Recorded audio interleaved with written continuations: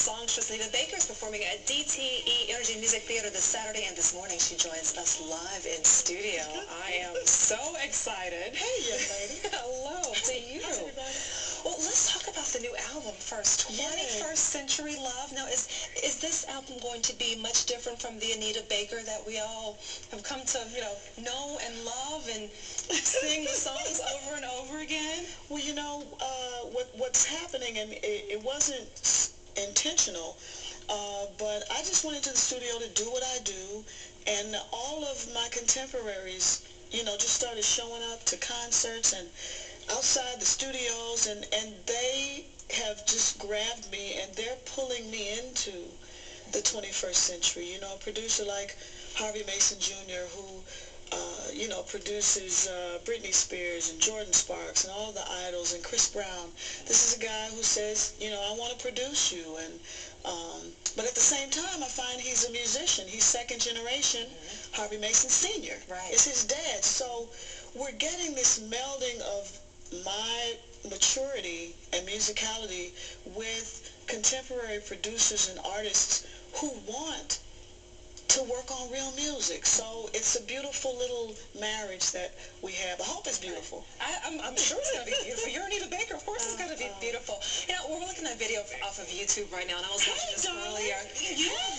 You are working with Snoop Dogg on this new album. Yes. How did that come about? Snoop has a photograph that he took Image Awards back in the 80s. I'm leaving the venue, and he's like, Miss Baker, he's like, Miss Baker, would you take a picture with me? And I'm like, of course, young man.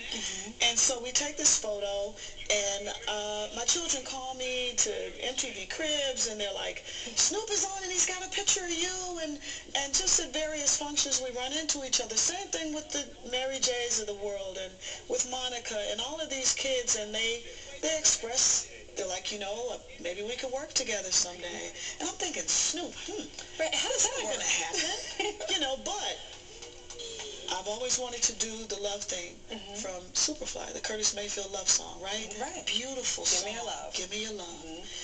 And when he came to my mind, but in that span of time, I've come to know him as a father and as a husband.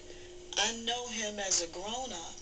So when I asked him to come in on, which he loves Curtis Mayfield, that was the connection. And just to come in and do some dialogue at the end of the song. And what he's done, he's taken his contemporary-ness, but brought it into my world in a very grown-up way.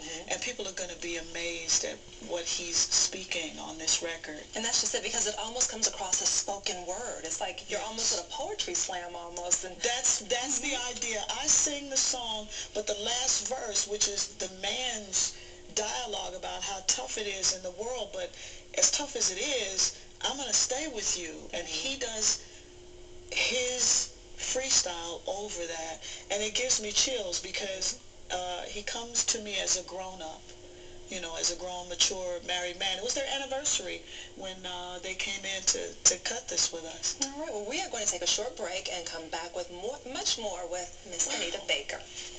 But I didn't know we were going to talk about the record. We're going to talk about everything. No, not a problem. But first, a reminder, you can enjoy an evening with Anita Baker this Saturday at 8. She's performing at DTE Energy Music Theatre.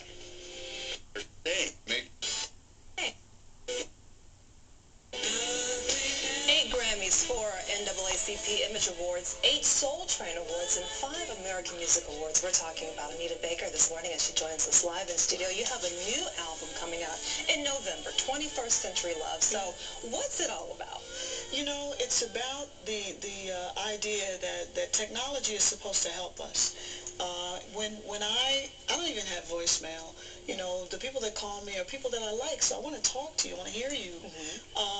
And people are on me, well, why don't you get a voicemail, and why don't you have an email? And I'm like, I want to touch you, I want to connect to you. So you're not twittering or tweeting? Or I'm not tweeting, I'm not twittering. I don't want to tell anybody what I'm doing, every second.